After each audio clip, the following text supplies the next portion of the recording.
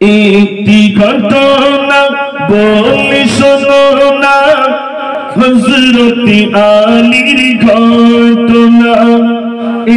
একটি ছেলে কাঁদছে বসে, মদিনাবাসী তার চেনে না। মদিনার মানুষ চেনে না বাচ্চাটি কাঁদছে। মদিনাবাসী ছুটে এলো, ও গো ছেলে তুমি বলো না, কাঁদছো তুমি এমন করে, কি বেদনা শোনাও না। কোথা হতে আজ এসেছো তুমি, তোমার নাম কি বলো না। সত্য কথা বলিতে হবে, নইলে মোরা যাব না। বাচ্চা কাঁদছো কেন, কি হয়েছে? ছেলেটি তখন বলছে, ছেলে বলে মদিনাবাসী, ওই দাঁড়িয়ে মোর জননী, আমায় ছেড়ে চলেন যখন, বেদনা আসে তখনই। মায়ের মতো ভালোবাসা আর তো আমি পাব না। মা কি ছেড়ে কোথায় যাব, মদিনাবাসী বলো না। এমন দিনের যুবকেরা, ওই যে মহিলা চলে যাচ্ছে, আমার মা, তোমার মা? বলছে হ্যাঁ আমার মা। মদিনার যুবকেরা ছুটলো মহিলার কাছে, মহিলা তোমার ছেলে কাঁদছে, তুমি কোথায় যাও? মহিলা বললি মদিনাবাসী, ছেলে বলতে কিছুই না, বিয়ে হইলে ছেলে হবে, বিয়ে তো আমার হয় না। মোরি কাছে সম্পদ আছে, লোভে লালসী ছেলে কয়, খোদার কসম মদিনাবাসী, ও ছেলে তো মোর না। মহিলা বলছে ও ছেলে আমার না। মদিনার যুবকের বলছে চল তো। টেনে নিয়ে থানায় নিয়ে গেলেন। থানায় একজন বিচারক বসে আছেন, বিচারকের নাম হলো হযরতে আলী রাদিয়াল্লাহু তাআলা। জোরে বলুন না সুবহানাল্লাহ। হযরতে আলীর কাছে নিয়ে হুজুর, এই ছেলেটা এই মহিলাকে বলছে মা, আর মহিলা বলছে ও ছেলে আমার না, আমরা কেউ বিচার করতে পারছি না, বিচারটা একটু আপনি করে দেন।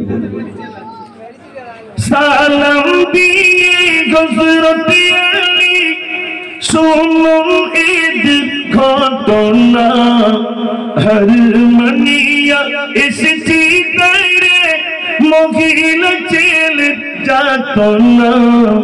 মহিলা কই ছেলে মা জননী, মহিলা কই মোর ছেলে না। বিচার করে হযরতে আলী, এই ছিল তাদের ঘটনা। হুজুর এই ছেলেটাকে বলছে মা, আর মহিলা বলছে ও ছেলে আমার না। হুজুর আমরা কেউ বিচার করতে পারছি না, হুজুর আপনি একটু বিচার করে দেন।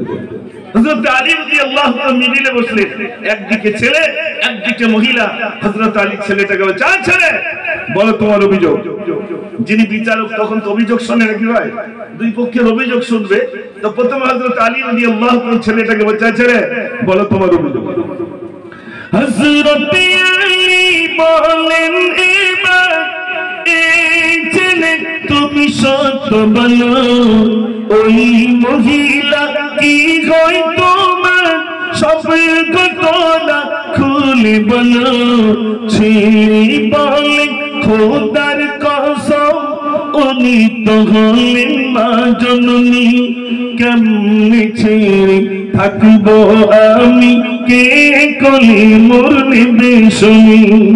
আসাদুল্লাহিল গনি হযরত আলী, আমি আল্লাহর কসম কে বলছি, ইনি হলেন আমার মা। তোমার মা? হুজুর হ্যাঁ আমার মা। হযরত আলী এবার মহিলা বলছে, মহিলা বলো তোমার অভিযোগ। হযরত আলী বলেন এবার, এই মহিলা সত্য বলো, ওই ছেলেটি কি হয় তোমার, সব ঘটনা খুলে বলো। মহিলা বলে খোদার কসম, ও ছেলে তো আমনা, বাচ্চা হবে কেমনে বুঝি, বিয়ে তো আমার হলো না। যিনি বিচারক তিনি এখন টেনশনে পড়ে গেছেন, আমি তাহলে কি করি বিচার করি? আপনাকে বিচারটা শুনবেন? হ্যাঁ না বলেন, না না অন্য গজলে যাবো। যদি বিচার শোনেন তাহলে এবার একটু আওয়াজ জোরে দিতে হবে, না রে তো ভুল। এখন বাচ্চারা কি বিচার শুনবে? আপনারা এখানে আছেন, আমাদের দিকেও তো বিচার হয় না, হয় না ভাই? আর এখানে একটা বিচার হচ্ছে, হযরত আলী রাদিয়াল্লাহু আনহু ছেলেটাকে বলছে, ছেলে তুমি সত্য বলছো? আচ্ছা আমি আল্লাহর কসম কে বলছি উনি আমার মা। হ্যাঁ মহিলা তুমি সত্য বলছো? মহিলা বলছে আমি আল্লাহর কসম কে বলছি ও ছেলে আমার মা। হযরত আলী রাদিয়াল্লাহু আনহু খুব টেনশনে, কিন্তু বিচার তো তাকে করতে হবে। হযরত আলী রাদিয়াল্লাহু আনহু কিছুক্ষণ পরে ছেলেটাকে ডাকছেন, বাবা শোনো। হযরত আলী বলেন, এবার এই ছেলে তুমি শোনো তবে, আমি যদি বাপ হই তোমার, ফাতিমা তোমার মা হবে। কান্না তুমি বন্ধ করে বলো তো তুমি রাজি হবে? হাসান হোসেন ভাইজান হয়ে সঙ্গী হয়ে খেলতে হবে। যেন বলুন সুবহানাল্লাহ। হযরত আলী রাদিয়াল্লাহু আনহু একটা অফার দিলেন, এ বাবা আমি আলী যদি তোমার আব্বা হই, ফাতেমা যদি তোমার মা হয়, হাসান আর হুসাইন যদি তোমার ভাই হয়, এরপরে তোমার কোনো দুঃখ আছে? ছেলে কি উত্তর দিয়েছিল? ইনশাআল্লাহ ছেলে তখন বলছে, ছেলে বলে হযরত আলী চাই না আমি ওই জননী। ওমার দরকার নেই, তাহলে দরকার কার? পিতা হবে হযরত আলী, ফাতিমা হবে মা জননী, হাসান হোসেন ভাইজান হবে নানাজি হবেন এখুনি। বাদশাহ দিগের বাদশাহ নবী, তানার কলিজা মা জননী। যারা বলুন সুবহানাল্লাহ। আসাদুল্লাহিল ওয়ালি হযরত আলী আমার হবেন আব্বা, ফাতেমাতুজ জাহরা হবেন আমার মা, হাসান আর হুসাইন হবেন আমার ভাই, বিশ্ব নবী হবেন আমার নানা। আমার কোনো দুঃখ নাই, আজ থেকে আমি হয়ে গেলাম আপনার ছেলে। হযরত আলী বললেন, মহিলা তুমি চলে যাও, বিচার হয়ে গেছে। মহিলা বললেন, আসাদুল্লাহিল ওয়ালি দুজন এসেছি, একটাকে ছেলে করে নিলেন আর আমাকে তাড়িয়ে দিচ্ছে। আমাকে একটু আপনার বাড়ি কুটুম করে নেন। বলছে না তুমি চলে যাও। বারে বারে বলায় মহিলা বললেন, হুজুর আমার আপনার বাড়ি একটু কুটুম করে নেন।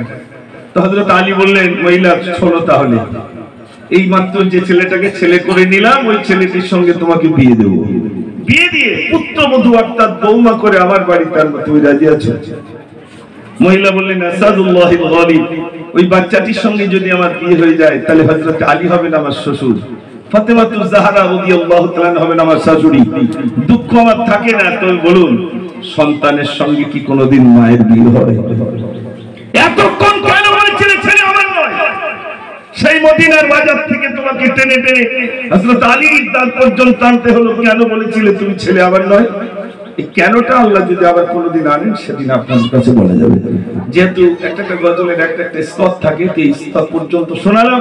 আল্লাহ আবার যদি কোনোদিন আনেন, সেদিনে শোনাবো কেন বলেছিল ছেলে আমার নয়, তারপর থেকে ইনশাআল্লাহ। এখন আরেকটা গজল বলি।